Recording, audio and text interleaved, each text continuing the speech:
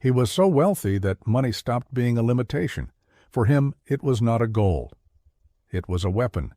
He did not ask whether something was allowed. He simply bought the situation until no alternatives remained. When he entered an industry, prices collapsed. When he left it, competitors no longer existed. His name meant one thing: control. And yet, only a few decades after his death, his descendants would sell family mansions because they could no longer afford to heat them. This is the story of the Vanderbilt family. Not just a rich family, but one of the most powerful financial dynasties in American history and one of the most complete disappearances of wealth ever recorded. Cornelius Vanderbilt was born in 1794 on Staten Island. This was not the America of millionaires. It was a country of farms, ports, mud, and manual labor. His family, of Dutch descent, lived modestly. No education, no inheritance, no social standing. Cornelius left school early. He struggled with writing. He struggled with formal mathematics. He read little. But he possessed something that could not be taught, an instinctive understanding of money, leverage, and power. At 16, he asked his mother for a loan of $100. At the time, a laborer earned about $1 a day. This was a massive sum. She agreed, but on strict terms. He would repay it, with interest. She was not saving him. She was investing in him. Cornelius bought a small boat and began transporting people and cargo between the islands around New York. He worked longer hours than anyone else. He charged less than anyone else. He ignored unwritten rules. Very quickly, he became a problem. The transportation business of the early 1800s was controlled by informal monopolies. Companies coordinated prices. Routes were divided quietly. Profit was protected through cooperation. Cornelius Vanderbilt rejected all of it. His boats ran when others stopped. He cut prices to levels where the business became unprofitable for everyone except himself. He pushed his competitors to exhaustion. He was hated. He was threatened. But he did not retreat.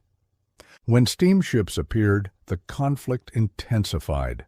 The U.S. government began granting official monopolies for steamboat routes, and Vanderbilt did something that defined his legacy. He challenged the monopolies directly. For years, he operated at a loss, deliberately. He slashed prices to levels that made survival impossible for others. His logic was simple and brutal. I can lose money longer than you can. Companies either sold to him or disappeared. This was not modern business. It was economic warfare. By the 1840s, Cornelius Vanderbilt controlled most major steamboat routes along the U.S. East Coast. But he was not finished. He saw the railroads emerging, and he understood something critical. This was not just transportation. It was the future nervous system of the nation. Vanderbilt began aggressively acquiring railroad companies. He bought shares quietly, then publicly. He forced his way onto boards. He pressured management. He manipulated stock prices. At the time, financial markets were largely unregulated, and he exploited that reality fully.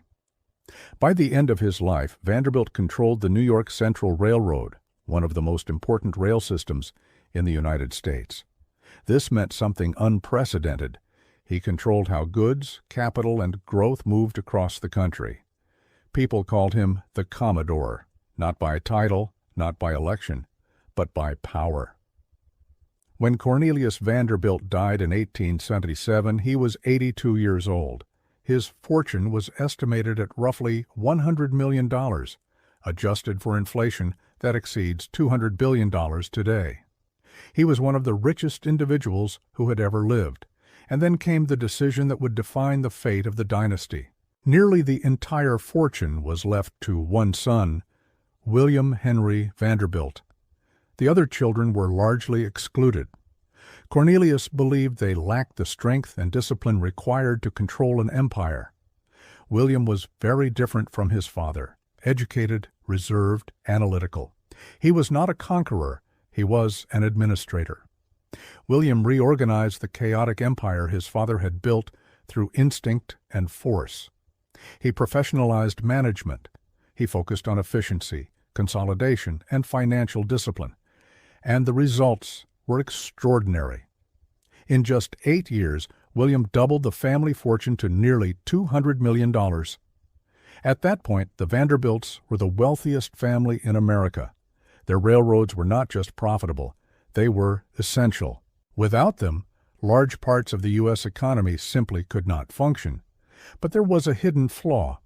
William preserved the system. He expanded the numbers. But he failed to pass on the mindset. When asked by a journalist, "How much money does a man need?" William famously replied, "More than he has." That sentence would come to define the next generation. William Henry Vanderbilt died in 1885, and with him, centralized control disappeared. The fortune was divided among 8 children. None of them had built businesses. None had survived competition. They had been raised inside abundance. The empire did not collapse overnight. It began to dissolve.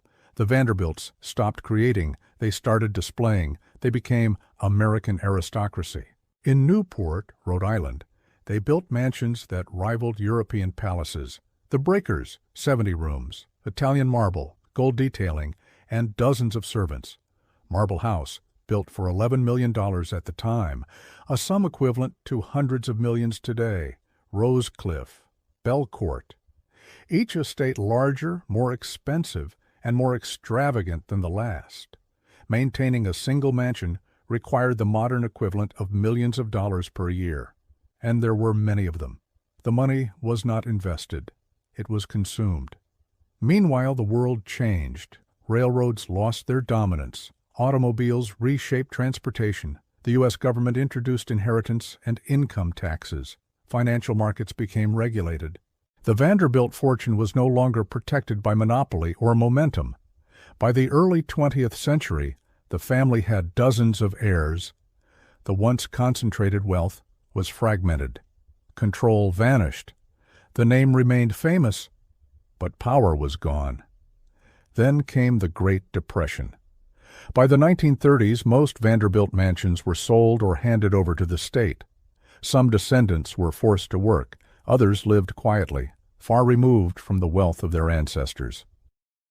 Less than 70 years after Cornelius Vanderbilt's death, one of the greatest fortunes in human history had nearly vanished. This was not a sudden failure. It was a slow, predictable erosion. Cornelius created the wealth. His son preserved the system. And the next generations inherited only the illusion of permanence. The Vanderbilt story remains one of financial history's harshest lessons. Money can be inherited, but discipline cannot. Empires do not fall when money runs out. They fall when the people capable of sustaining them disappear.